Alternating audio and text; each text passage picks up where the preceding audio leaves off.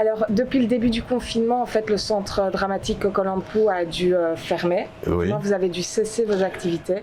On n'a pas vraiment cessé nos activités, hein, de fait, parce qu'il y a le DU, l'écriture des mémoires, le tutorat des étudiants qui a pu se faire par téléphone, par mail, voilà, donc ça a continué ce travail-là.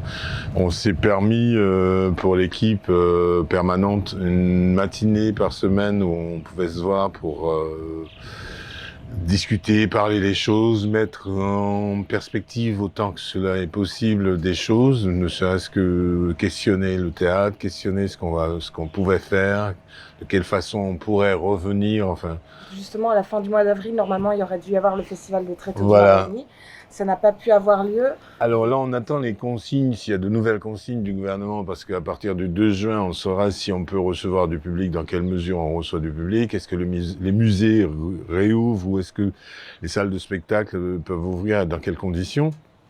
Mais on est déjà en train de se préparer à recevoir du public. Le festival n'a pas eu lieu parce que confinement obligeait, mais il est reporté, si tu veux. Et là, on est en train de le repenser parce qu'on pense à un autre mode de diffusion. Donc il y a des questions sur des outils de diffusion qui seraient pas seulement le théâtre, où ça limite vachement la jauge, qui est déjà une jauge pas très très très importante.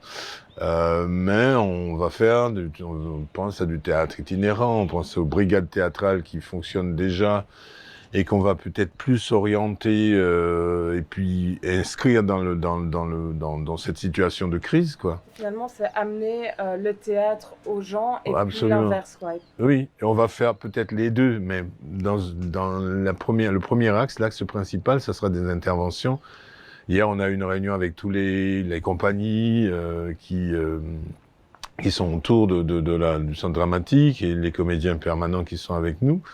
Et donc l'axe principal, ça sera ça, c'est de faire des interventions, de jouer, non pas dédramatiser dans le sens d'amuser le public, mais au contraire d'éveiller les consciences, que les gens ne soient pas enfermés dans la peur ou dans des choses comme ça, ou dans la paranoïa de l'autre, mais qu'on comprenne que bon, il y a une situation, mais on demeure toujours humain et on demeure toujours avec les qualités humaines, quoi.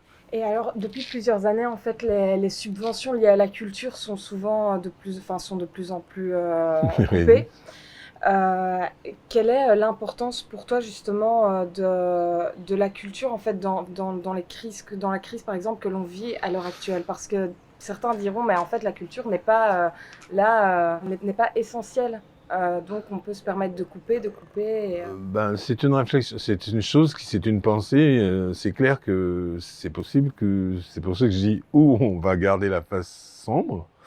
Et on sera dans un monde acculturé de plus en plus avec beaucoup plus de moutons et beaucoup plus de crimes, beaucoup plus de guerres, beaucoup plus de choses violentes. Ou on est dans un monde qui dit la culture avant tout, c'est-à-dire comprendre ce qu'on fait là, quel est le sens des choses, amener de la respiration, amener de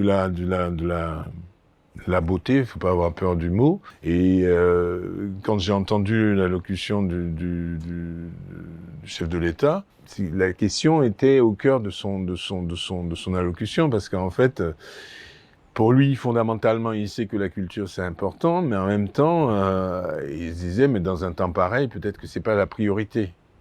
On peut se poser cette question-là. Il y a des gens qui vont dire d'emblée que c'est pas l'essentiel, parce que ils ne voient pas où ça se situe, la culture, de fait. Elle est là pour nous permettre de mieux comprendre le sens de nos vies, quoi. Et le sens de ce qu'on fait et avoir des sociétés, entre guillemets, meilleures.